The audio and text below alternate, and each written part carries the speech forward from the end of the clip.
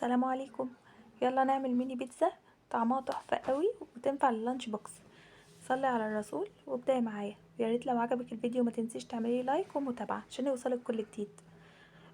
كل ده هنعمله بكوبايتين بس من الدقيق، حطينا عليهم معلقة من الخميرة الفورية، وحطينا عليهم نص معلقة من البيكنج باودر، وربع معلقة من الخل، وعجنت بمية دافية، والمية تزوديها بالتدريج لحد ما العجين معاكي يبقى طري بالشكل ده. بعد كده بنضيف عليه معلقة كبيرة من الزيت، وبنعجن تاني لحد ما تبقى عجينة لينة وطرية خالص. نسيبها بقى تخمر تقريبا نص ساعة في مكان دافي، نغطيها ونسيبها تخمر. وبعد كده بقى بنفردها بالشكل ده. السمك بتاعها ما يكونش سميك قوي ولا رفيع قوي، يعني متوسط. بعد كده بقى بدأت اقطعها على منظر دوائر صغننة خالص، بكوباية. طبعا ممكن تعملي بكوباية اوسع من كده، اكبر من كده، لو عايزة تكون البيتزا عندك كبيرة شوية، بس انا بحب الحاجة تكون صغيرة.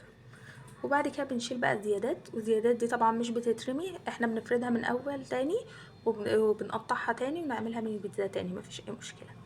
بعد كده بقى هنا بنحط عليها صلصة البيتزا. انا هنا عاملة صلصة ديت، لو حد عايز الطريقة يكتب لي في الكومنتات وهكتبها له ان شاء الله.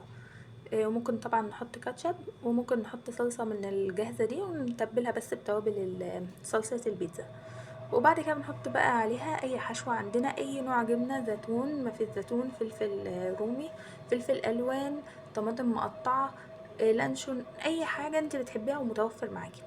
بعد كده بتدخل فرن على درجة حرارة 200، يعني 10 دقايق بالكتير، ما تطوليش عليها عشان ما تنشفش.